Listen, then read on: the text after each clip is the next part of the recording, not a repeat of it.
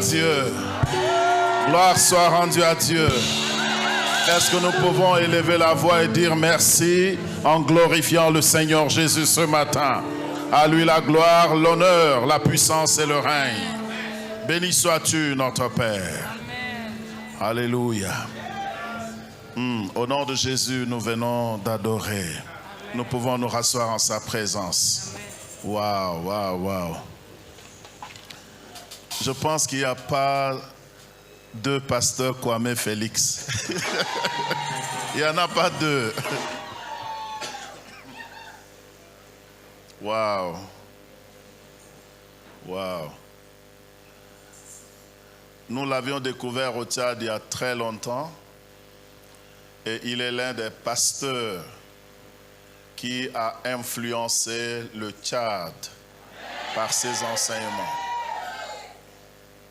Je le dis sincèrement.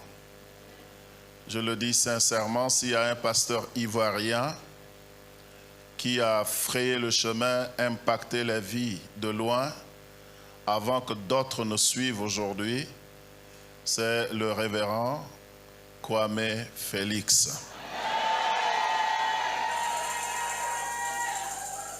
Il y a une chose que je dis souvent à l'église. Un enseignant dans le séculier enseigne et chaque année ses élèves passent en classe supérieure et il enseigne d'autres élèves. Mais un pasteur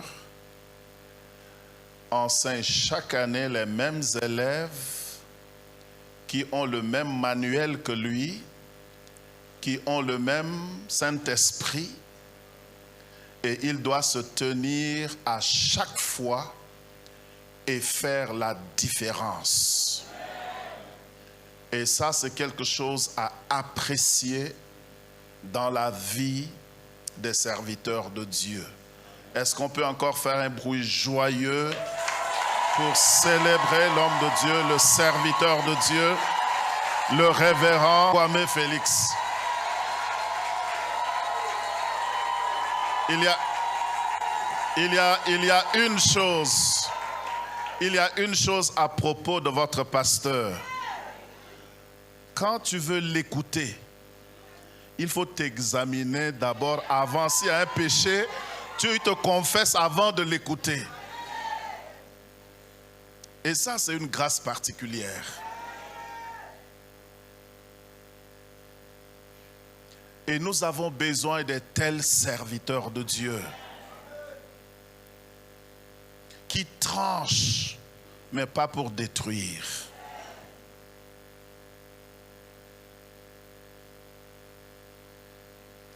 Je dis merci à tout le leadership autour du pasteur. Je suis quelqu'un de béni, dans ce sens que tous les serviteurs qui m'ont ouvert leurs portes sont des serviteurs respectés et assis dans la doctrine de la parole.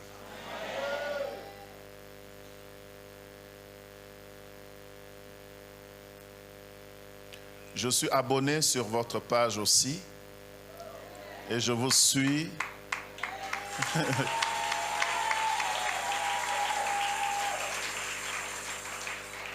Et que Dieu vous bénisse pour ces moments de jeûne et prière en direct qui inspirent et qui poussent à rechercher la face de Dieu.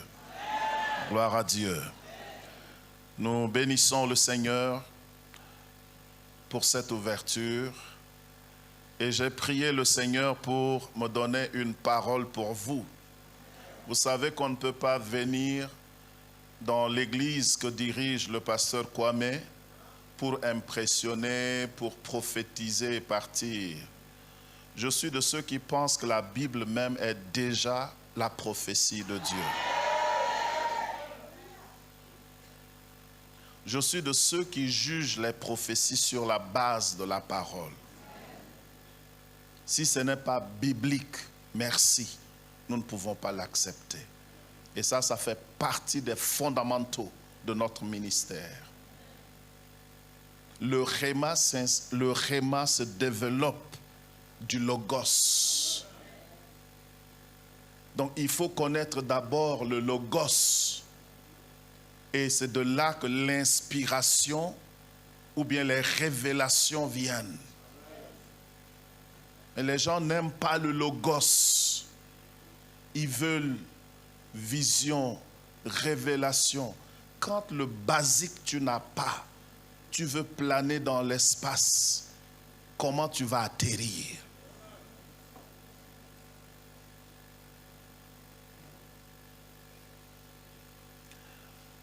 Le thème que Dieu a mis dans mon cœur ce matin,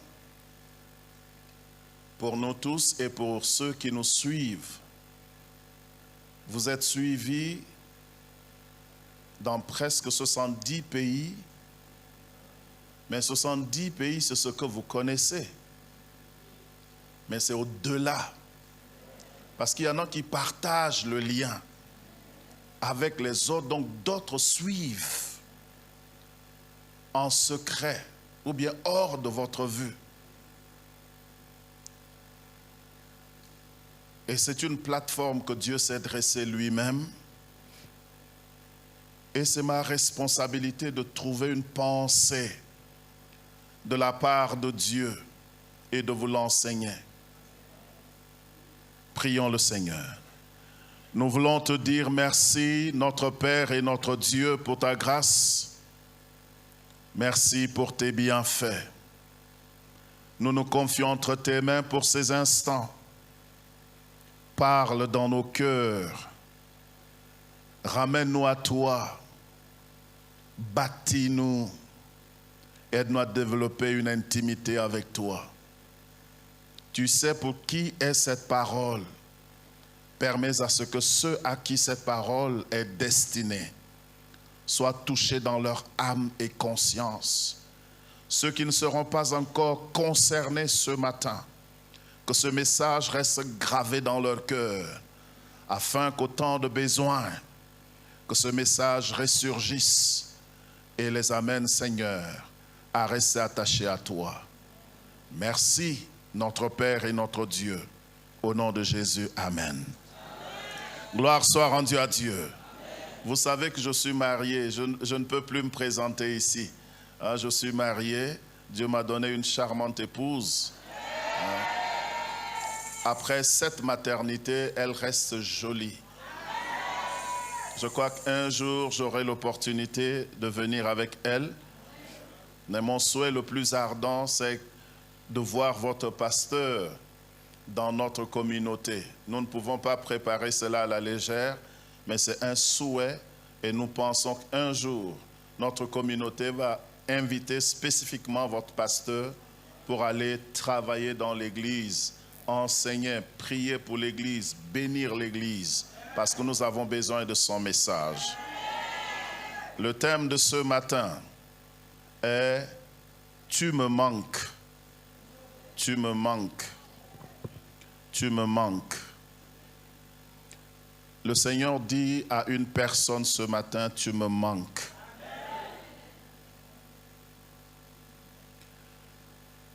Tu me manques. Vous voyez, notre relation avec Dieu est décrite comme une relation de mariage. Et effectivement, c'est un mariage, mais pas comme un mariage dans le contexte social, parce que c'est une alliance. Nous sommes liés intimement à Dieu. Dieu est jaloux et Dieu voudrait, n'est-ce pas, nous ressentir tous les jours. Et ce qui caractérise le mariage, le lien fort du mariage, c'est l'amour. Ce que nous appelons intimité, développer son intimité avec Dieu. Et Dieu a mis dans mon cœur ce thème pour vous et m'a demandé d'aller dans le livre d'Apocalypse au chapitre 2, les versets 1 jusqu'au verset 7.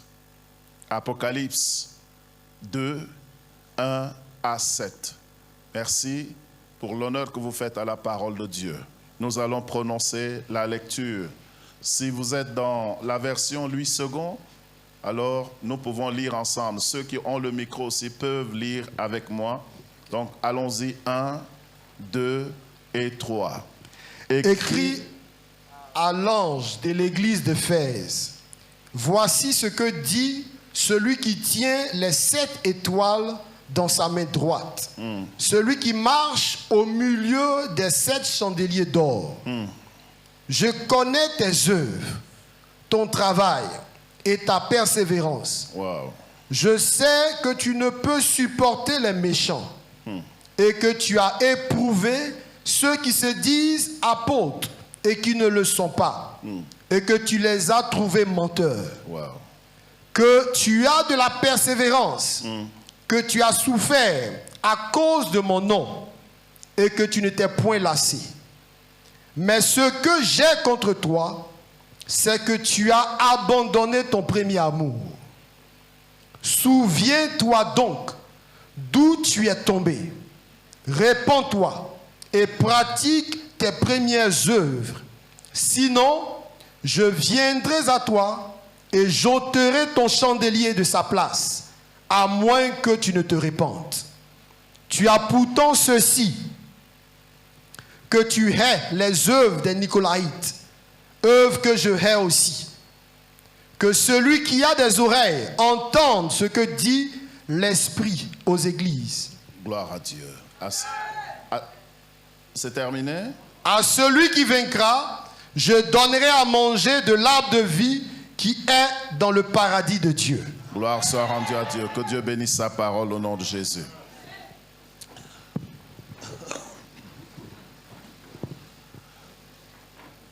Le texte, c'est une révélation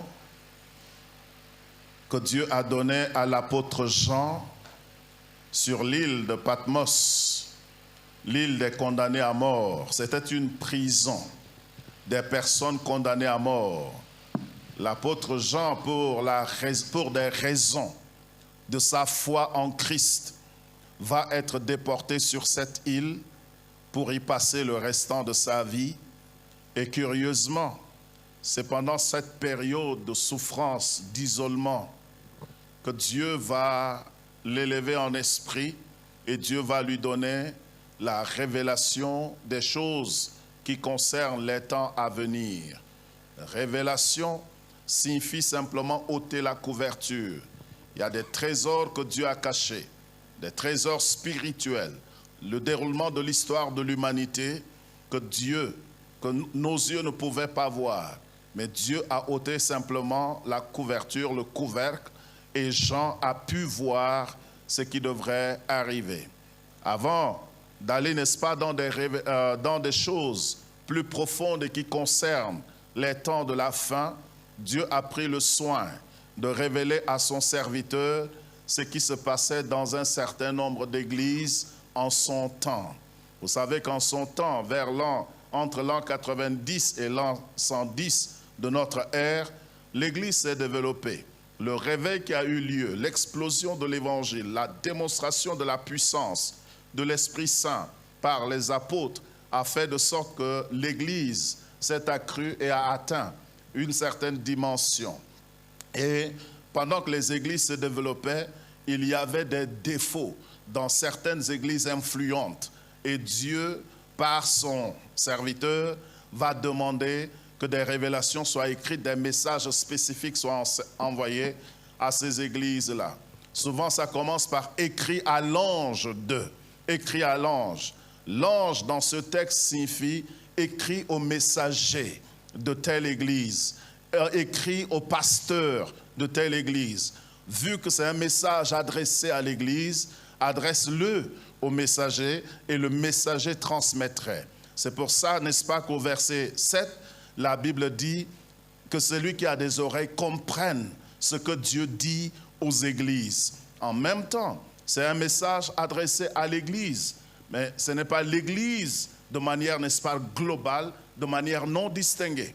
Mais chaque compartiment, chaque personne dans l'église qui constitue l'église, alors ce message devient son message de manière particulière, de manière individuelle, pour que cette personne-là, dans l'Église, tout membre de cette communauté, puisse s'identifier, puisse prendre le message, le rendre personnel et agir avec cela. C'est pour ça que la Bible dit que celui qui a des oreilles entende ce que l'Esprit dit aux églises. Cela suscite, n'est-ce pas, cela exige, n'est-ce pas, l'attention, la curiosité de chaque membre de l'Église. Le message est délivré à l'Église, mais sauf ceux qui ont le discernement, ceux qui ont l'examen de soi, ceux qui ont de l'attention, comprendront ce que le Saint-Esprit dit. C'est pourquoi c'est important, en venant à l'Église, de ne pas se perdre dans la globalité, mais se distinguer par sa discipline, par, n'est-ce pas, l'oreille aiguisée pour ressortir d'un culte chrétien avec un message de la part de Dieu. Donc quand Dieu parle souvent, on aurait aimé que notre voisin soit là pour écouter ce message. On aurait aimé que notre voisine, que notre belle-mère, que notre beau-père soit là pour écouter le message. Mais Dieu a destiné le message pour toi qui es présent, pour toi qui es présente et non pour les absents. De ces églises, dans le Nouveau Testament, certaines personnes ont trouvé que l'église la plus mature dans le Nouveau Testament était l'église d'Éphèse. L'église qui avait plus de dons spirituels, c'était l'église de Corinthe. Beaucoup de dons spirituels, en même temps beaucoup de désordre dans l'église. La gestion du don spirituel. Quand le don spirituel entre dans la vie d'une personne immature, c'est comme remettre de l'arme, n'est-ce pas, une arme entre les mains d'un méchant ou bien d'un immature. C'est difficile de remettre, n'est-ce pas, on ne remet pas une arme à un enfant, à moins qu'on l'éduque. C'est pour ça que les dons spirituels, qui sont très bien, peuvent aussi être des explosifs qui détruisent l'église. Il faut de la maturité, de la sagesse pour gérer les dons spirituels à l'église. L'église de Corinthe était douée, avait des dons, des talents, mais était immature. L'église, par contre, l'église d'Éphèse, était une église mature, une église assise. Si nous parlons en termes d'église, alors les uns et les autres ne peuvent pas s'identifier. Mais ça parle des chrétiens matures. Et voici quelques signes. Nous allons voir quelques signes dans la vie de cette église-là. Cette église est recommandable. C'est un chrétien qui, d'une certaine manière, demeure dans des valeurs chrétiennes, demeure dans des choses que Dieu aimerait bien. C'est une église, la Bible dit, je connais tes œuvres. C'est un chrétien qui n'a pas seulement que la foi, qui n'a pas seulement que la foi, mais c'est un chrétien, c'est une chrétienne qui a la foi et la pratique de la foi. La Bible dit la foi sans les œuvres est morte. De même que le corps sans l'esprit. Il est important d'allier, n'est-ce pas, foi et pratique, foi et œuvre. La foi est dans le cœur. On nous dit souvent, ne me jugez pas. La foi intérieure, c'est vrai. Mais la foi intérieure se manifeste de manière extérieure. La foi doit se manifester. La Bible dit, ne vous bornez pas à écouter simplement, mais mettez en pratique. Il y a une dimension du salut qui s'acquiert simplement. Le salut s'acquiert par la foi en Christ, en l'œuvre salvatrice de Christ. Mais Christ nous a sauvés en vue des bonnes œuvres qu'il appelle notre lumière. Dans Matthieu 5, il dit que votre lumière, Matthieu 5, 13 à 16, il dit que votre lumière luise devant les hommes. Et à la fin, il dit que cette lumière-là, ce sont les bonnes œuvres. Si tu aimes Dieu, comment l'aimes-tu? Si tu l'aimes, quelle est la démonstration de ta foi? La foi est une ferme assurance des choses qu'on espère et une démonstration de celles qu'on ne voit pas. On ne voit pas ta foi, mais on doit te voir vivre la foi. Tu aimes ton frère, comment l'aimes-tu? Jésus a dit, mais quand je reviendrai, je mettrai certaines personnes à ma droite, d'autres à ma gauche. À ceux qui sont à ma droite, dit, j'ai été malade, vous m'avez visité. J'ai été nu, vous m'avez habillé. J'ai été en prison, vous m'avez rendu visite. Et ils me diront, quand t'avons-nous vu en prison? Il a dit, à chaque fois que vous l'avez fait à l'un des plus petits, c'est à moi que vous l'avez fait. La dimension de la foi qui se manifeste, l'amour pour Dieu, l'amour pour son prochain, de manière pratique, de manière dynamique. La Bible dit, c'est ainsi que nous savons que certains aiment le Père. On aime le Père quand on aime ses enfants. Si vous aimez Dieu, vous devez aimer ses enfants. Si vous n'aimez pas les enfants de Dieu, vous n'avez pas aimé Dieu. J'ai voyagé une fois, ma femme m'a dit, quand tu as voyagé, personne ne nous a visités. Mais quand tu reviendras, si une personne aime le pasteur, la personne doit aimer la famille du pasteur. Si quelqu'un vous aime, vous voyez certaines personnes, je suis en train de faire une diversion. Certaines personnes vous rendraient visite et ne voudraient même pas que vos propres enfants courent et passent devant vous parce qu'ils veulent vous parler, parce qu'ils veulent vous exposer leurs problèmes. On doit aimer le Père en démontrant cela. Aimer le prochain en démontrant cela. Donc ce sont les œuvres de la foi. Il dit, je connais ton travail. J'ajoute à ce travail-là la dimension service pour Dieu. C'est une église qui pratiquait la foi. C'est une église qui était impliquée dans l'œuvre missionnaire. Quelle église, quel chrétien. Vous voyez, dans notre amour pour Dieu, il doit y avoir de la croissance. Et la croissance est que je deviens, la parole me fait de moi un enfant de Dieu. Un enfant de Dieu doit croître et s'intéresser aux affaires du royaume. Et ensuite, diriger un aspect du royaume. Un de mes formateurs a dit, si vous avez cru depuis 5 ans et que vous n'êtes pas dynamiquement impliqué dans un aspect de l'œuvre, vous devenez rétrograde.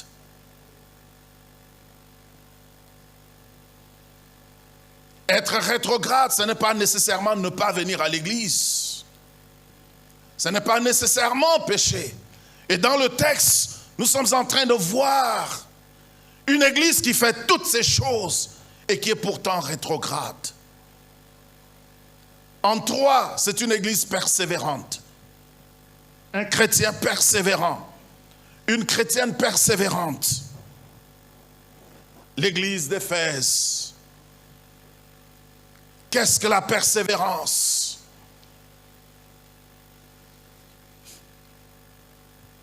La persévérance, c'est faire la même chose sur une longueur de temps, quand bien même la chose ne porte pas de fruits, je continue de faire la chose. La persévérance, je ne m'ennuie pas quand c'est la routine. Souvent, les chrétiens veulent que l'église soit une salle de performance, une salle de spectacle, où tout le temps, on est obligé d'innover pour les maintenir à l'église. On est obligé de faire quelque chose de nouveau. Mais ce qui fait croître une personne, ce qui fait croître une église, c'est la bonne tradition, lecture de la parole, prière ensemble, le brisement des pains. Il y a ces essentiels qui doivent, n'est-ce pas, demeurer.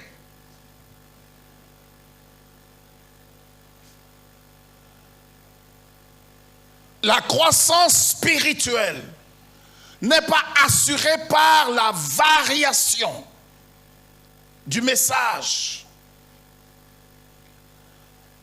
dans une fréquence donnée. Dieu est capable. Et Dieu qui connaît les besoins peut décider que l'un de ses serviteurs passe 2 mois à enseigner le même thème, passe 1 an à enseigner le même thème. Ça ne doit pas devenir ennuyeux, ça ne doit pas devenir ennuyant, parce que tant que la maladie demeure, on continue de suivre la prescription. Donc on ne doit pas être en quête de variation et de variété. Dieu a toute la vie pour nous bâtir. Et il nous bâtit un point après l'autre. Il nous éduque un point après l'autre. Même dans l'école séculière, quand vous n'êtes pas qualifié de passer au CP2, vous resuivez le même programme. Vous recopiez les mêmes leçons. Si vous êtes en classe et vous ne copiez pas, vous avez des problèmes avec l'enseignant. C'est la même chose avec l'enseignant divin, le Saint-Esprit. La persévérance dans quelque chose. Je fais la même chose depuis 10 ans. Ça ne produit pas le fruit escompté. Mais comme c'est le Seigneur qui m'a dit de le faire, je vais persévérer. Faire la même chose encore et encore. Les passants vont me traiter de fou. Les passants vont te traiter de folle. Mais ton ordre, le commandement reçu, ne vient pas des passants, mais vient de Dieu. Et vous devez y persévérer. Creusez là où vous êtes. Donc quand Dieu vous donne une idée, Dieu vous donne une prophétie comme c'est le cas, une promesse, et vous dit, ma fille, mon fils, voilà ce que je veux que tu fasses. Tout ce qu'il te demande, c'est la fidélité à ton poste.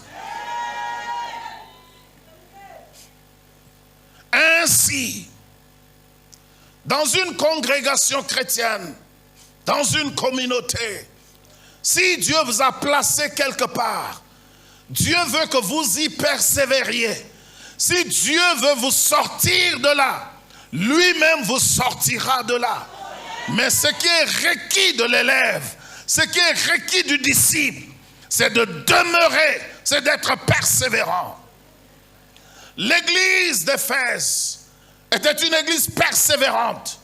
Malgré les difficultés, malgré les combats, malgré, n'est-ce pas, la persécution de l'heure, ils ont demeuré dans la vérité.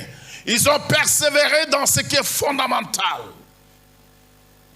Donc nous devons persévérer. C'est une église qui a persévéré.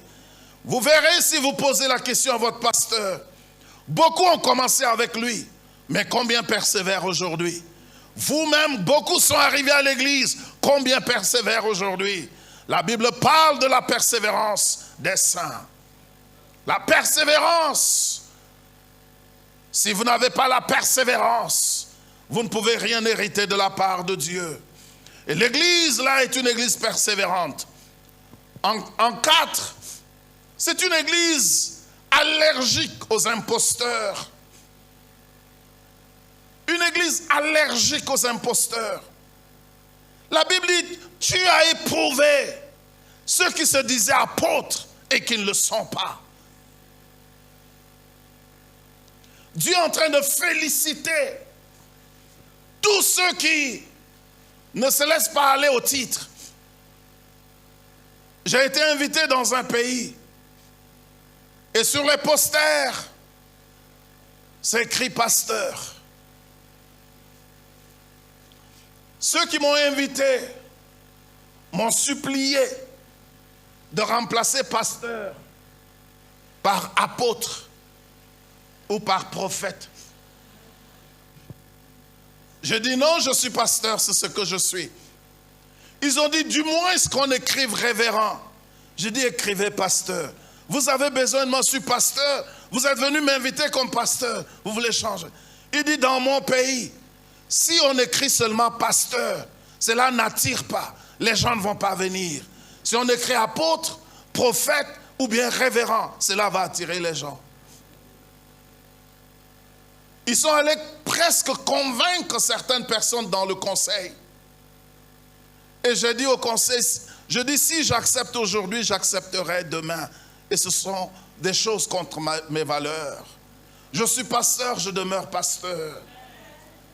Être un apôtre, être un prophète, c'est une œuvre. Les gens peuvent te reconnaître par ça, mais ce n'est pas un titre à s'attribuer. Et il faut les éprouver. C'était une église allergique à ces choses. J'étais arrivé dans ce pays-là. Oh, yo, yo, yo. Les prophètes, les évangélistes, les révérends dépassaient les membres de l'église. Les titres. Les gens aiment les titres. Les gens aiment les positions. Il y a même des enfants de moins de 20 ans qui étaient prophètes. Je leur ai dit, mais ce que vous faites, vous êtes en train de dénigrer le ministère. Et les païens qui observent, qui analysent, nous les perdrons à cause de ces choses, à cause de l'incohérence. On nous avait invités et un dans le groupe a dit à une femme, donne-moi 1000 francs et je prophétiserai sur toi. C'était une insulte, des choses que je n'avais jamais rencontrées personnellement. L'église d'Éphèse était une église mature, une église assise, qui ne disait pas Amen sans avoir analysé, qui ne disait pas Amen sans avoir observé. C'est comme l'église de Bérée, qui analysait toutes choses selon la parole. Voilà l'église en face de laquelle nous sommes, allergique aux imposteurs, ceux qui s'attribuent des titres. Un pasteur, c'est un berger. Si tu n'as pas de gens amenés au pâturage, est-ce que tu es pasteur? Il y a des pasteurs qui courent après les brebis des troupeaux qui a un berger. Le pasteur Kwame Félix est votre berger. Il est pasteur. Il est apôtre. Il vous dirige. Mais d'autres personnes, n'ayant aucune communauté, vont se présenter. Quand ils verront que vous êtes engagé pour la cause de Dieu, ils vont venir. Je suis apôtre tel, je suis pasteur tel. Vous les logez chez vous, vous les entretenez, ils vous escroquent. Parfois, vous leur donnez plus d'argent que vous ne donnez même à votre pasteur. Pourtant, la personne n'a pas une seule brebis. C'est quand on amène au pâturage que le mot pasteur s'applique. Quand tu vas dans la bergerie d'un autre et tu sors les brebis pour les amener au pâturage, sans son or, c'est un vol.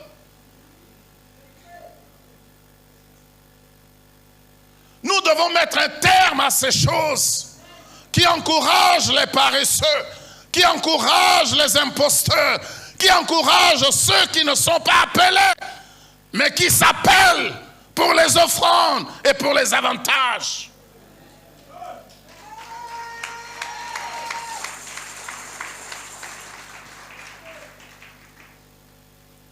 Ce sont des personnes qui retrouvent les membres autour et critiquent le pasteur et se disent « ça aurait été moi ». je ferai ceci, je ferai cela. Va commencer le tien et on verra ce que tu feras. La chose la plus difficile, c'est de diriger un être humain. Tu es intelligent, celui qui est en face de toi est intelligent. Quand tu lui parles, il pense à comment te déjouer. Et on prend le soin d'éduquer les membres. Il y a des membres qui nous voient comme ça, ils nous mentent. Mais on prend le soin de les bâtir et de les changer. Maintenant, quelqu'un vient les dérober en un rien de temps. Ça n'a jamais été facile d'être un pasteur. Un métier, une vocation, pratiquement ingrate. Parfois, ceux en qui on investit le plus deviennent le pire des ennemis. Mobilise la moitié de l'église. Les gens deviennent froids. On ne sait pas qu'est-ce qu'on a fait. Mais un imposteur est passé. Un vendeur d'illusions est passé. Et pousse les enfants contre leur père spirituel. Heureusement que cette église est allergique à ce genre de personnes. En 5, c'est une église qui éprouve avant de dire Amen.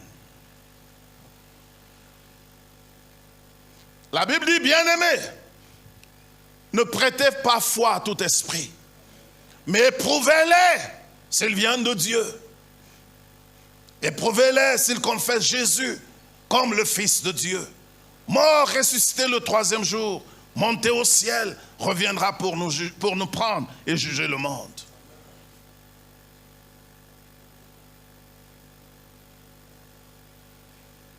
Les chrétiens, quand ils entendent le mot révélation, ils pensent que c'est nous seuls qui utilisons le mot révélation. Même les païens utilisent la révélation. Même les devins utilisent la révélation. Ils utilisent des démons pour des révélations, pour deviner, pour des pratiques. Donc la révélation doit venir de Dieu, doit être inscrite dans le Logos. Une partie de notre ministère dit orientation divine basée sur la parole de Dieu. Un témoignage m'a marqué quand j'étais au Nigeria, où un pasteur a réuni son équipe et a dit, Dieu m'a dit de divorcer d'avec cette femme, d'épouser celle-là et que personne ne doit parler. Donc Dieu lui dit de divorcer d'avec sa femme, d'épouser, n'est-ce pas, la diaconesse et personne ne doit parler. Ça, ce n'est pas une révélation qui vient de Dieu. Il faut sonder, il faut examiner, il faut analyser. Jésus a dit, vous les reconnaîtrez à leurs fruits. En E ou en 6, c'est une église qui ne se lasse point. C'est une église qui, malgré le poids, malgré la difficulté, malgré la persévérance, malgré le temps, ne se laisse pas abattre, supporte le poids du ministère. Toute église, toute communauté, tout leader a besoin des personnes qui ne se lassent point de faire le bien. La Bible dit, ne vous lassez point de faire le bien, car en temps convenable, vous moissonnerez.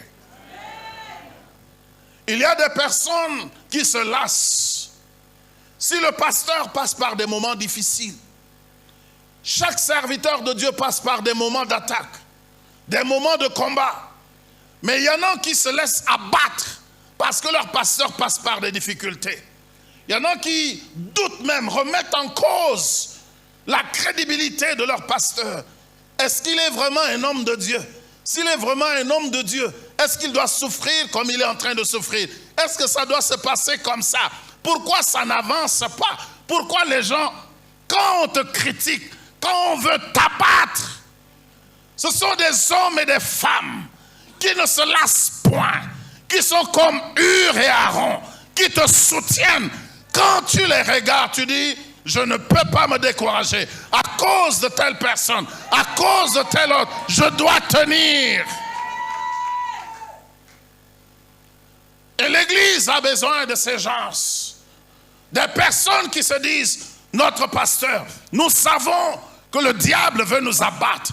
Parce que la Bible dit, je détruirai, n'est-ce pas, le berger et le troupeau s'enfuirait. Nous nous tiendrons à côté de toi. Nous te supporterons. L'homme de Dieu qui a la plus grande église au monde. La grande église locale, Yongisho. À un moment donné de sa vie, il a voulu se suicider. Des femmes ont décidé de se tenir à son côté. Des femmes ont dit, nous n'avons rien, mais nous allons couper nos cheveux et vendre et donner pour le ministère. Comme ça, des femmes ont coupé leurs cheveux, ont vendu leurs cheveux pour soutenir le ministère. Nous avons besoin de personnes qui ne se lassent pas. Des personnes qui ne se lassent pas. Ce sont des personnes qui ont assez fait, mais qui ne savent pas qu'elles ont assez fait. Des personnes qui se lassent, au bout de quelque temps reviennent vers Dieu. Seigneur, voici 2 ans que je te sers. Voici 3 ans. Si tu sais compter, depuis quand tu sers le Seigneur, tu es quelqu'un qui se lasse. Si tu sais combien de fois tu as donné de l'argent pour l'œuvre, tu te lasses. Si tu sais combien de fois tu as aimé le pasteur, tu as soutenu, tu es quelqu'un qui se lasse. Quelqu'un qui ne se lasse pas, ne sait pas qu'il a assez fait, ne sait pas qu'elle a assez fait. Se confie en Dieu, trouve que c'est naturel, que c'est son devoir, que c'est sa responsabilité. C'est une église qui ne se lasse point. Mais maintenant, une telle église, n'est-ce pas que nous voulons des personnes qui sont dynamiquement engagées dans l'œuvre, qui travaillent pour Dieu? Voilà cette église. Des personnes persévérantes, voilà cette église. Des personnes allergiques au titre, voilà cette église. Des personnes qui éprouvent, voilà cette église. Des personnes qui ne disent pas Alléluia en désordre, ni Amen en désordre. Mais quand c'est en accord avec la parole, voilà cette église. Des personnes qui ne se lassent pas. Des personnes fidèles. Mais même à ces personnes fidèles, et c'est à ces personnes fidèles que Dieu vous dit que vous lui manquez. C'est à vous que Dieu dit ce matin. C'est à vous les persévérants. C'est à vous les tenaces. Vous vous êtes battus pour l'œuvre de Dieu. Un vieillard dans mon pays était l'un des pionniers du pentecôtisme. Il était le premier dans sa localité. Tout le monde ne croyait pas au Saint-Esprit, que le Saint-Esprit était parti avec le dernier des apôtres. Il était le seul à croire en l'œuvre du Saint-Esprit. Et il m'a dit, mon fils, tu sais comment j'ai tenu? Je me promenais avec bâton. Sinon, on allait me tuer. Donc, il était obligé de se tenir pour la parole. Il était le récipient. Il était le vase dans lequel cette chose allait commencer dans sa localité. Il ne pouvait pas accepter de mourir tant qu'il n'avait pas de disciples.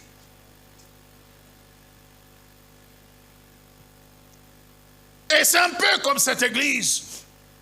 Vous qui êtes fidèles, vous qui êtes restés, les autres viennent et partent. Les autres trouvent des raisons de s'en aller. Mais vous êtes restés. Vous avez vu quelque chose au-delà du naturel. Vous avez vu quelque chose qui surpasse la vie d'un homme. Gloire soit rendue à Dieu. Vous avez aperçu cela. Vous avez aperçu au-delà de l'homme, au-delà de l'homme, au-delà de ses imperfections et au-delà de sa durée de vie. Quand vous apercevez dans la vie d'un homme quelque chose qui surpasse l'homme-là, les dimensions de cette œuvre, même le pasteur Kwame ne connaît pas tout. C'est peut-être après lui. Mais c'est lui c'est lui qui porte le nom devant Dieu. C'est comme ça que Dieu appelle Jacob, fils d'Abraham. Si vous apercevez la volonté de Dieu au-delà de cet homme, au-delà de votre serviteur, vous n'êtes pas en train d'investir dans quelque chose qui appartient à l'homme, dans quelque chose qui appartient à Dieu, dans quelque chose qui défie le temps, dans quelque chose qui défie les cultures, qui défie les frontières et les nationalités. Vous êtes fidèles en ça. Et le Seigneur est en train de féliciter l'Église. Mais une chose demeure. Il y a une différence entre la fidélité et l'amour. C'est une chose terrible lorsqu'une femme, dans une relation de mariage, reste fidèle à son épouse, à son époux, s'occupe de son époux, s'occupe de ses enfants, mais n'a pas la flamme de cette relation. Il y a des femmes qui sont fidèles à leur mari, qui n'ont jamais violé l'intégrité du lit conjugal, mais qui ont perdu la flamme. De sorte que quand ces femmes vont dans la relation même d'intimité avec le mari, elles se donnent simplement au mari. Fais ce que tu veux, obtiens ce que tu veux et laisse-moi aller. Dans ce cas, on ne parle plus d'intimité, on ne parle plus de mutualité. Cette chose qui fait le mariage a disparu. La même chose, il y a beaucoup d'enfants de Dieu et beaucoup parmi nous, car Dieu ne parle pas en vain. Vous avez supporté ce ministère. Vous avez été fidèle là où on vous a demandé d'être fidèle. Qu'on parle bien de l'Église, vous êtes là. Qu'on parle mal de l'Église, vous êtes là. Que le pasteur prêche bien, vous êtes là. Qu'il ne prêche pas bien, vous êtes là. Mais au fond de vous, la flamme du premier jour a disparu. Le premier amour que le Seigneur ressentait venir de vous. Parce qu'il y a une différence entre les choses qu'on fait par amour et des choses qu'on fait par nomination. Quand vous aviez commencé avec le Seigneur, il y a des choses qui témoignent de notre amour pour Christ.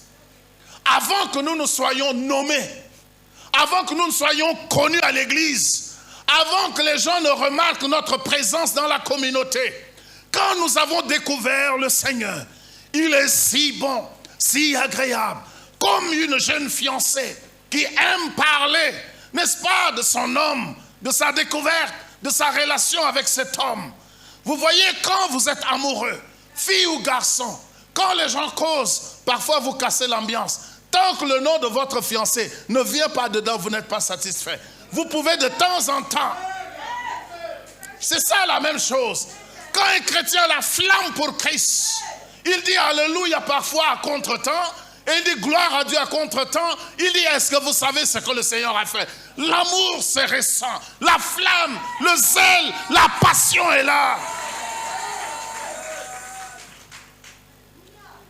Dans cette phase de premier amour, la prière n'est pas un programme de l'église, mais la prière, c'est un moment où je rencontre mon bien-aimé. C'est un temps d'intimité où je peux être en présence de mon bien-aimé, de bénéficier de sa présence. Si vous avez vécu les fiançailles normales et avec un peu de temps, la chose que vous recherchez, ce n'est même pas le sexe chez l'autre. C'est sa présence. Tu es où? Tu finis à quelle heure? Viens me chercher. Viens me prendre. Je passerai ce soir. Quand je faisais la cour à ma femme, je partais chez elle tout le temps. Quand elle était absente, je restais dehors, je l'attendais. J'ai fait ça pendant 2 ans avant qu'elle ne m'accepte.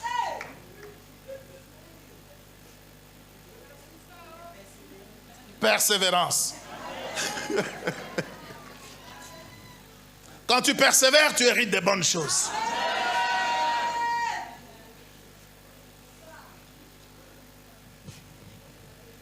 Donc, moi, dans ma relation avec le Seigneur, l'une des premières choses que j'ai découvertes intéressantes dans ma relation avec le Seigneur, c'était la prière.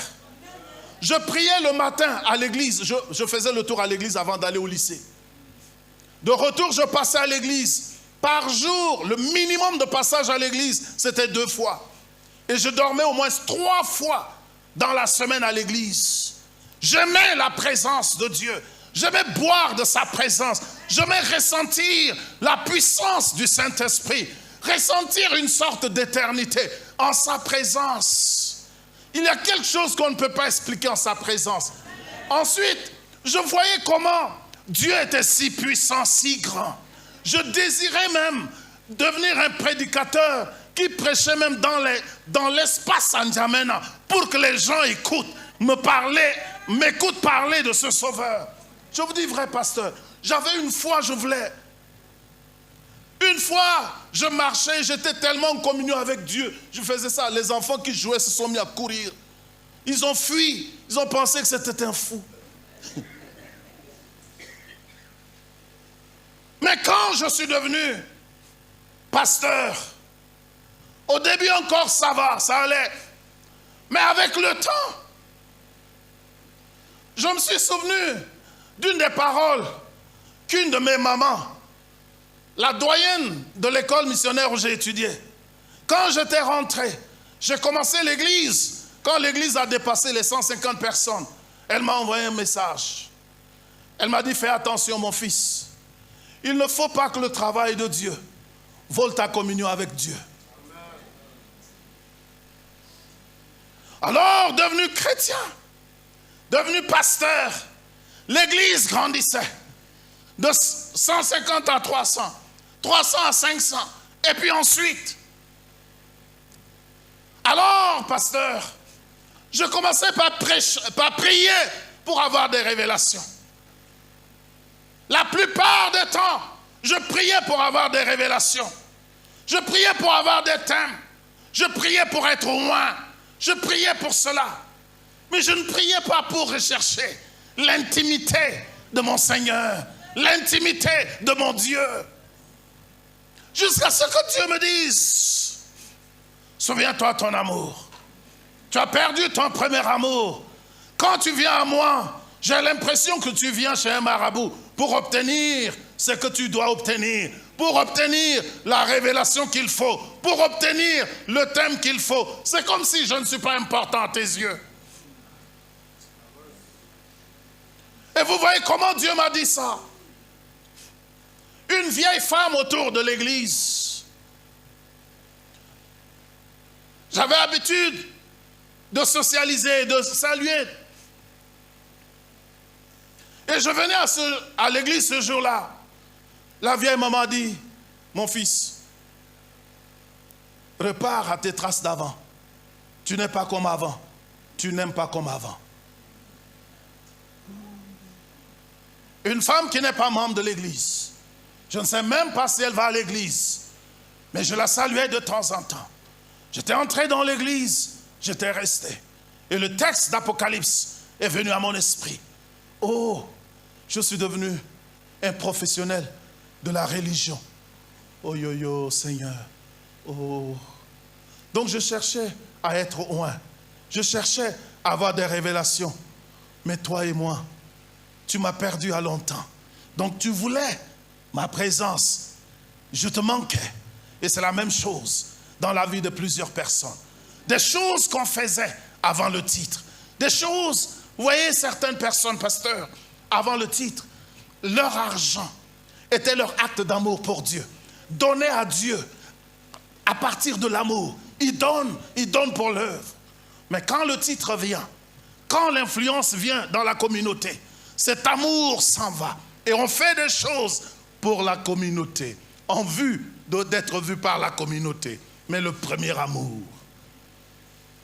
Certaines personnes faisaient des choses dans la vie du pasteur pour exprimer leur amour envers Dieu.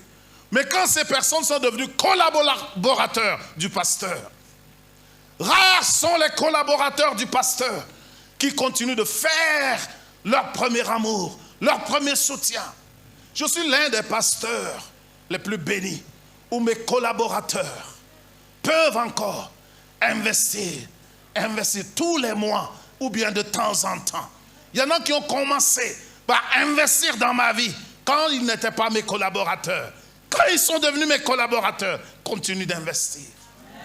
Waouh! C'est particulier. Le premier amour. Il y en a qui balayent l'église. Qu'est-ce que je peux faire? Il y en a qui se disent, Seigneur, je n'ai pas de don, je ne peux pas chanter, je ne peux pas présider. Moi, je vais nettoyer la maison de Dieu. Ça, c'est la manifestation du premier amour. Et au bout de quelques temps, on ne voit pas des choses par amour, on voit des choses par responsabilité. Il y a une différence entre faire les choses par amour et faire les choses par responsabilité. Ainsi, le Seigneur vous dit ce matin que vous êtes fidèles, vous vous sanctifiez, vous gardez l'intégrité de la parole, mais vous lui manquez. Ce toi que le Seigneur connaissait au départ, ce vous que le Seigneur connaissait au départ, vous savez ce qui se passe. Dans vos sommets, le Seigneur pouvait vous réveiller avec des tendres révélations. Vous vous levez pour aller vous soulager. L'amour de Dieu vous envahit. Des chansons naissent dans votre cœur. Mais aujourd'hui, le Seigneur ne ressent plus cela. Repartons à notre premier amour, où nous ne faisons pas les choses par peine. Parce que quand tu fais les choses par responsabilité, tu es un mercenaire. Tu n'es pas un fils.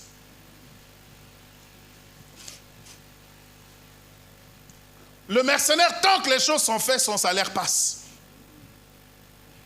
Mais le fils, ne voulez-vous pas que je m'occupe des affaires de mon père? Vous voyez, ceux qui demeurent fils, bien que responsables, viennent à Dieu pour discuter des intérêts du royaume. La Bible dit, sur cette montagne apparurent Élie et Moïse, qui dialoguèrent avec le Seigneur concernant les choses du royaume. Quand vous êtes fils et vous venez devant le Père, votre rencontre de prière est un temps de communion et une rencontre et une réunion pour discuter du royaume. Père, je prends quel aspect? Qu'est-ce que tu veux que je fasse là? Et c'est là, quand ça te manque les moyens, tu dis, Père, j'ai besoin de ça. La rencontre avec Dieu ne devient pas quelque chose de pénible, mais quelque chose de désirable, quelque chose de bien.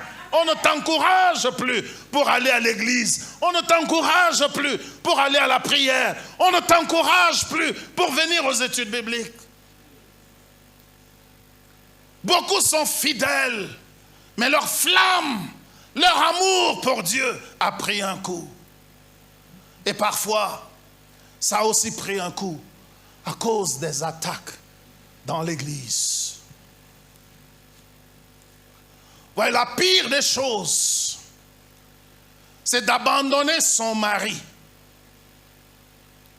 à cause des gens qui nous font du mal. Quelqu'un d'autre me fait du mal et j'abandonne mon mari ou ma femme. Quelqu'un dans la famille de ma femme me fait du mal et j'abandonne ma femme. Quel est son tort?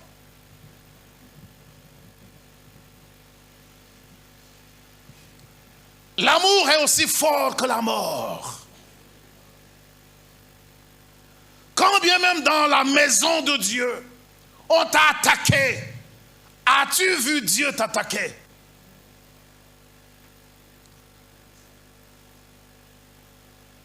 As-tu vu Dieu t'attaquer? Et notre amour est tué parce que notre flamme, notre énergie est utilisée pour répondre à ceux qui nous ont fait du mal. Il doit exister une priorité dans ta vie. Et des choses que le Seigneur aime, ce sont ces choses que tu fais sans calcul, mais que tu fais selon le cœur. Le Seigneur est en train de te désirer. Au-delà de toute ta fidélité, il ne te fait pas de reproches. Tout ce que tu n'aimes pas, c'est ce que lui aussi il n'aime pas. Mais quelle est sa place à lui dans ta vie, dans tes relations, dans ta prière? Il y en a qui prient rarement maintenant pour leur croissance spirituelle et leur intimité avec Dieu. Nous prions pour les entreprises. Nous prions pour, sauf pour développer une intimité avec Dieu. L'une des choses que mes formateurs, mes pasteurs, ils n'avaient peut-être pas grande connaissance, et ils avaient l'intimité avec Dieu. Et les premières valeurs, c'est la sanctification, la prière et le service pour Dieu. Ces choses développent l'intimité. À chaque fois que vous n'aimez plus une personne, vous n'avez pas envie de causer avec la personne. Quand la flamme de votre amour s'éteint, vous êtes préoccupé. Madame est là, vous êtes avec le téléphone. Le Seigneur est là et vous êtes préoccupé par d'autres choses. Demandons à Dieu que chacun s'examine et voit sa vie et se dise, avec tout ce que je fais pour Dieu, mais où est Dieu? Le Seigneur te dit que tu lui manques. Je vais vous rappeler ce témoignage d'une fille adolescente aux États-Unis qui se tenait à une heure précise et chantait pour le Seigneur. Une même chanson pour le Seigneur. Un jour, la fille est tombée malade. Elle n'a pas pu se lever, aller à l'endroit et chanter. Pendant qu'elle était là allongée, elle entendait la voix de quelqu'un chanter à la fenêtre. Quand elle a tourné les yeux, c'est Jésus qui chantait pour la fille.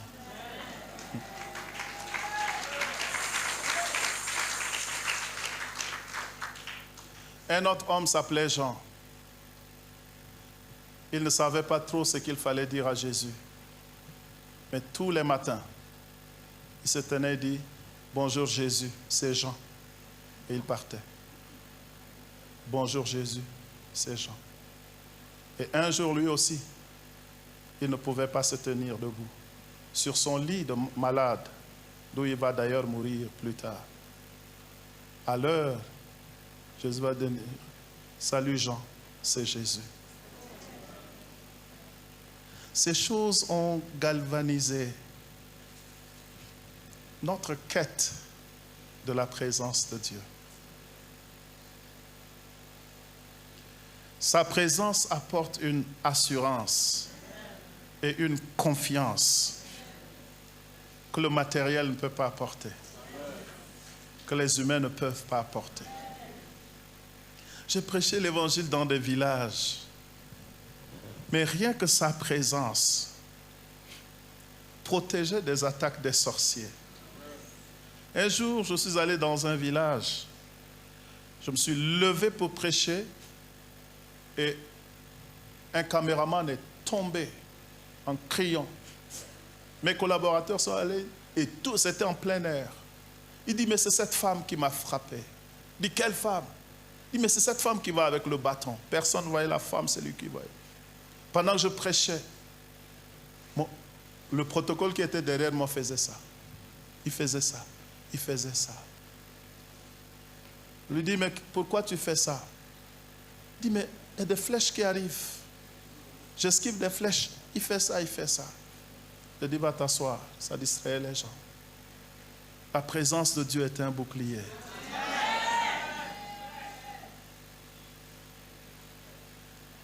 Si seulement nous connaissions le bénéfice de la présence de Dieu.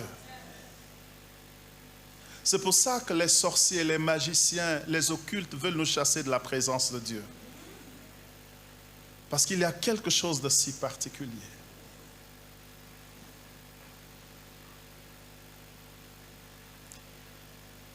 Je ne sais pas si j'ai débordé l'heure. Mais en ce moment, le Seigneur vous invite en sa présence. Dans la présence de Dieu, il y a une gloire qui se déteint sur nous. Moïse est sorti de la présence de Dieu. Israël ne pouvait pas regarder son visage. Il y a une sorte de noblesse qui se dégage quand on sort de sa présence. Il y a une sorte d'innocence. Sa présence se déteint sur nous et nous regardons l'avenir avec paix, avec assurance, avec confiance. Le monde est en train de devenir, n'est-ce pas, le pire des endroits. Mais quand on considère tout cela et quand on analyse humainement, on a peur. Mais la seule chose qui nous rassure, c'est d'avoir la présence de Dieu en cette période. C'est le temps où nous devons développer notre communion avec Dieu. Parce que la Bible dit, seuls ceux qui connaîtront leur Dieu feront des exploits en cette période-là. Gloire soit rendue à Dieu. Le Seigneur te dit que tu lui manques. Peut-être que tu ne le savais pas. On pense que c'est nous seulement qui avions besoin du Seigneur. Le Seigneur n'a pas besoin de nous pour être Dieu. Il est autosuffisant, tout suffisant. Mais il nous aime comme ça. Il aime notre intimité. Il aime quand nous nous levons la nuit, nous prions, nous chantons. Il aime ça. Et il te dit, souviens-toi d'où tu es tombé. Que le Seigneur nous bénisse. Que le Seigneur nous ramène à lui au nom de Jésus-Christ.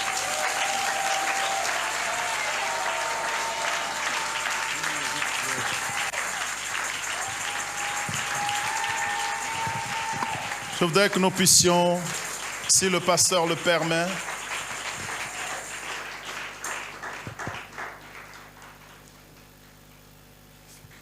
je ne sais pas pour vous, je n'ai rien au monde que lui.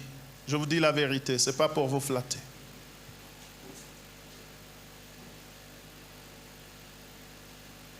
Et sa présence, sa communion, son intimité est tout.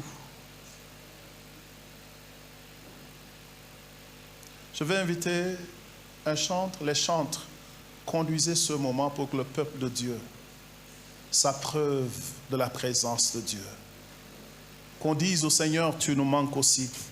Quand je rentre de dehors et mes enfants courent vers moi, m'attrapent et disent, papa, tu nous as manqué, c'est différent. Que quand ils courent vers moi et disent, papa, tu n'as rien ramené, c'est aussi différent. Oh, béni soit le Seigneur. Je ne sais pas à qui le Seigneur a parlé, mais je sais qu'il a parlé.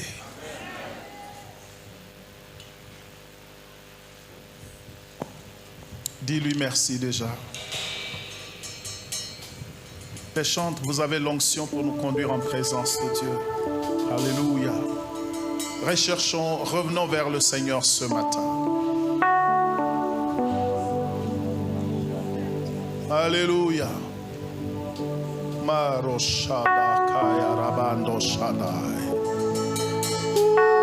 Alléluia. En plus de ta fidélité, maintiens l'amour profond pour le Seigneur.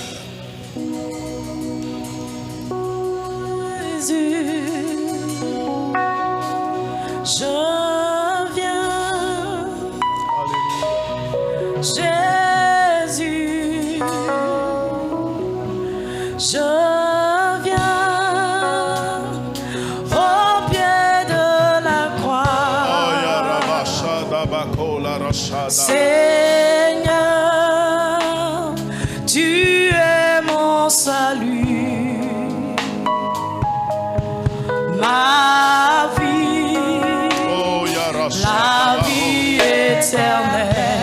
Seigneur Jésus, je viens.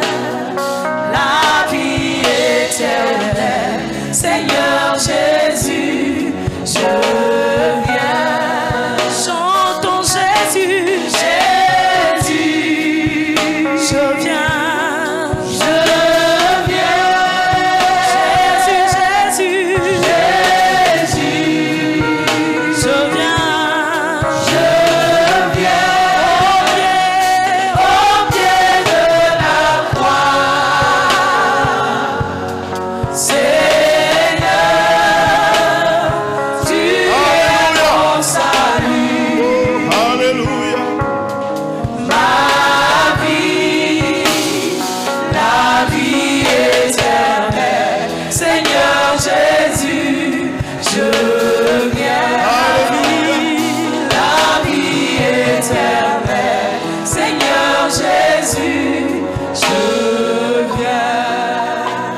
Que tu reviens vers lui ce matin.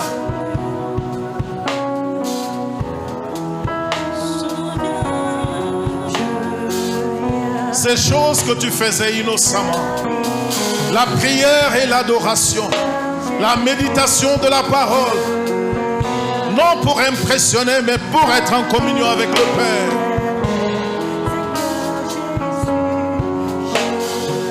À partir d'aujourd'hui, ne lis pas la parole de Dieu pour chercher les promesses qui te concernent. Lis la parole de Dieu pour être en intimité avec lui. Jésus.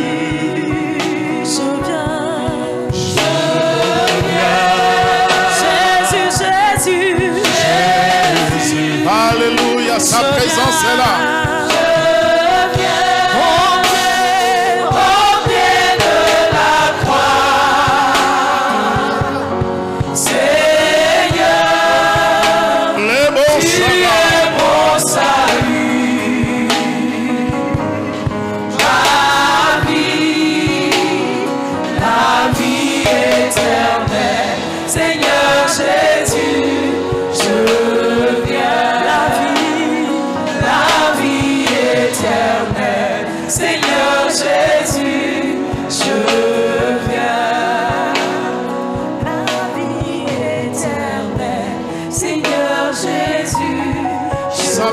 C'est en train de te couvrir. Le Saint-Esprit est en train de revenir vers toi dans une communion de filles, dans une communion de fils et pères.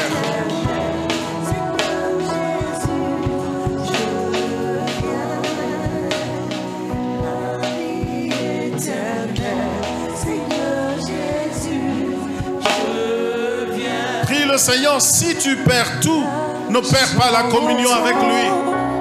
Ne perds pas ton amour pour lui.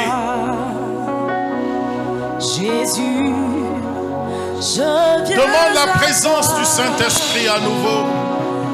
Le rafraîchissement du Saint-Esprit.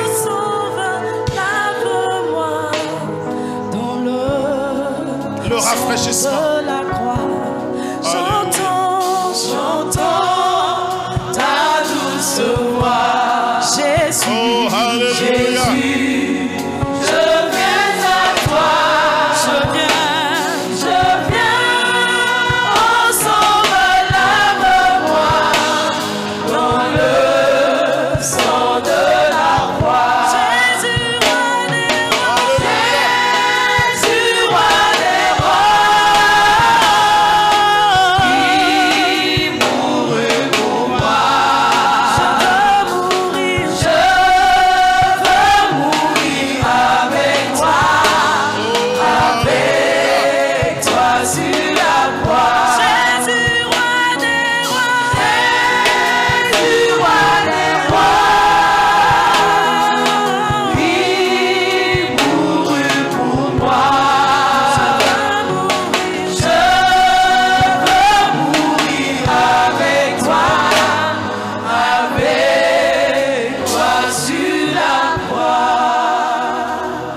Dieu de grâce et Dieu de bonté, Père éternel, je te prie, Seigneur, pour les responsables qui porte le poids de l'œuvre, qui parfois amoindrit notre amour, notre intimité avec toi. Tu as dit que ton fardeau est doux et léger, que le fardeau de l'œuvre ne cache pas la flamme qui existe entre eux et toi. Que la flamme revienne, ainsi tout sera léger dans leur vie. Je te prie pour les membres de l'Église, hommes, femmes, filles, garçons, Seigneur. Que ce message s'attache à leur cœur. Que le Saint-Esprit grave ce message dans leur cœur. Et qu'il traduise, Seigneur, ce message en pratiquant, en recherchant ta communion, ton intimité. Restaure les communions avec toi, Seigneur. Nous te louons et nous te célébrons. Au nom de ton Fils Jésus. Amen.